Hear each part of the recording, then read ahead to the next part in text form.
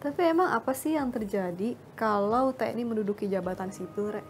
Jadi Syel, kalau misalnya dui fungsi militer ini kembali, yang ditakutkan ketika masyarakat atau mereka yang menduduki jabatan sipil ini berinteraksi dengan anggota atau prajurit TNI yang menduduki jabatan sipil, disitulah yang ditakutkan, ya kan biasanya TNI itu menggunakan pendekatan-pendekatan ketegasan, kemudian juga pakai kekuatan, dan bahkan ada ke arah kekerasan begitu ya, karena mereka ini memang kalau diamanatkan di undang-undang sebagai alat pertahanan negara, jadi wajar ketika mereka punya kebiasaan-kebiasaan itu, tetapi itu yang menjadi kekhawatiran jika itu juga diterapkan di area-area ataupun jabatan-jabatan yang seharusnya diduduki oleh sipil. Dan mereka juga, kita tahu ya, TNI itu memang kebiasaannya satu komando dari arahan satu orang. Jadi ini juga yang ditakutkan bisa mempengaruhi suasana demokrasi begitu ya di dalam suatu organisasi atau kelompok atau perusahaan atau lembaga yang mereka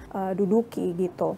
Yang menjadi keresahan gitu ya, karena kita lihat di sini di dalam RUU TNI akan ada penambahan 5 lembaga atau 5 kementerian begitu ya yang bisa diduduki oleh prajurit TNI. Implikasinya apa? Akhirnya warga sipil juga akan kesulitan dong, ini akan menutup potensi mereka untuk juga bisa menduduki posisi itu. Karena yang sebelumnya bisa didudukin warga sipil akhirnya bisa diduduki oleh dua pihak, anggota TNI sama warga sipil. Padahal kalau kita lihat kondisi sekarang kan banyak yang kesulitan mencari kerja. Kalau misalnya ada satu lowongan kerja atau satu lapangan kerja gitu yang seharusnya bisa dimanfaatkan untuk diisi oleh warga sipil tapi akhirnya diisi oleh prajurit TNI, ini kan jadi apa ya? Jadi nggak fair juga dong untuk warga sipil gitu.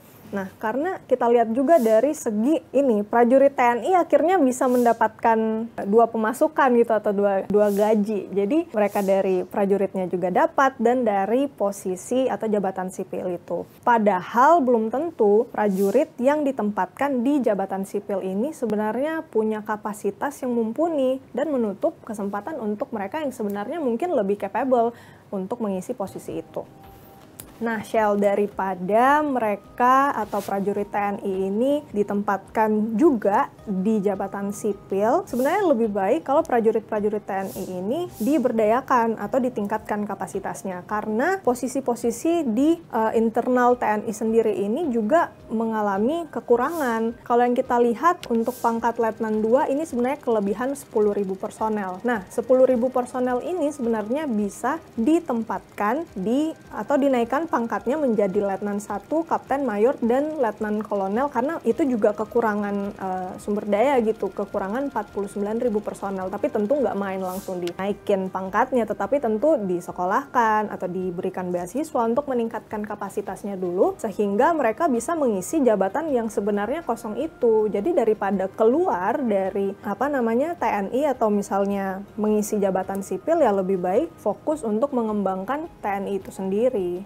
Nah, daripada merevisi Undang-Undang TNI, sebenarnya banyak yang merasa bahwa Undang-Undang Peradilan Militer lah yang lebih membutuhkan revisi lebih dulu. Kenapa? Karena Undang-Undang Peradilan Militer sendiri ini tidak banyak mengalami reformasi. Jadi ada kekurangan dari segi transparansi yang menyebabkan proses hukum dan juga hukuman yang diberikan itu menjadi tidak jelas. Nah, ketidakjelasannya ini, Shell, bisa kita lihat contohnya di Juli 2023 lalu. Waktu itu KPK mengusut dugaan korupsi yang melibatkan perwira tinggi militer dalam kasus suap Basarnas. Jadi Basarnasnya itu kemarin terjerat nih kasus suap di lingkungan Basarnas itu.